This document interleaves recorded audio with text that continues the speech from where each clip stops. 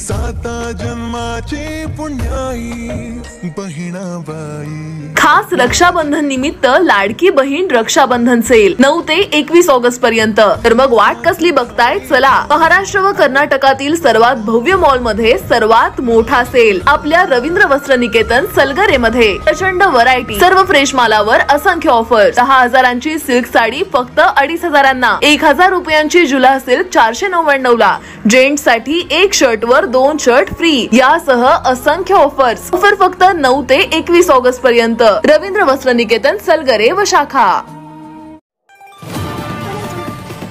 जागरूक जनतेचे एकमत, आपलं जागृत जनमत।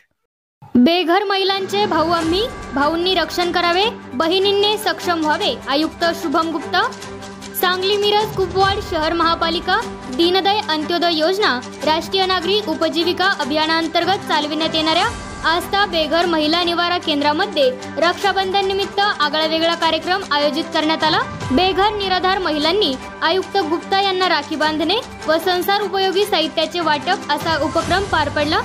बेघर महिलांचे भाऊ आम्ही आहोत, त्यांचे रक्षण करणे हे कर्तव्य आहे, परंतु बहिणींनी सक्षम व्हावे असे आवाहन केले। तसेच बेघर केंद्राने महिलांचे केलेले पुनर्वसन व सक्षमीकरणाचे कौतुक प्रमुख पाहुणे आयुक्त गुप्ता यांनी केले। यावेळी त्यांनी पुनर्वसन, पुनर्विवाह झालेल्या लाभार्थ्यांशी संवाद साधला। परम शेट्टी चॅरिटेबल ट्रस्टने संसार उपयोगी साहित्य दिले। ज्योती सर्वदे यांनी शिस्तबद्ध संयोजन केले। प्रास्ताविक व्यवस्थापक रमजान खलिफा, स्वागत केंद्र प्रमुख सुरेखा शेख यांनी केले। यावेळी वैद्यकीय अधिकारी डॉक्टर रवींद्र ताटे, डॉक्टर विनोद परम शेट्टी, इचलकरंजी उपायुक्त स्मृती पाटील, अनिस मुल्ला, गणेश मोरे, अरुण लोंढे, मोहन वाटवे, आयुब इनामदार, प्रमोद माळी, सोहेल शेख, आयुब सुतार उपस्थित होते। आभार प्रकल्प व्यवस्थापक ज्योती सर्वदे यांनी मानले। जागृत जनमत न्यूज साठी मिरजहून संपादक विनोद पाटील।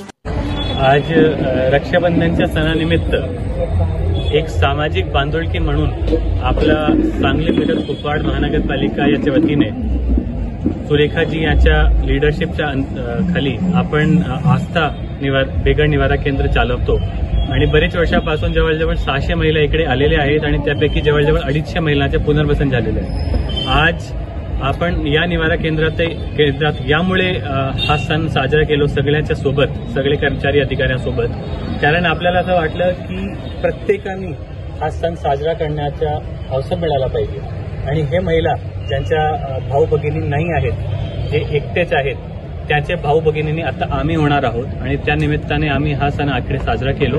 आणि आज मला येऊन खूप आनंद वाटला की इथे असे पण महिला इकडे आलेले आहेत ज्यांनी इकडे एकटे आले होते, पण आता त्यांच्याही नवीन दाम्पत्य जीवन सुरू झालेलं आहे, त्याचे मुले बाळे पण झालेले आहेत आणि ते खूप चांगली बाब आहे। बरेच महिला इथे असे पण आहेत ज्यांना नवीन नोकरी प्राप्त झालेली आहे, ते इथे आल्यानंतर इथून स्किल्ड त्याचे अपग्रेडेशन होऊन त्यांना नोकरीही देण्यात आलेली आहे आणि ते चांगल्या पद्धतीने त्याच्या उपजीविका चालवत आहे।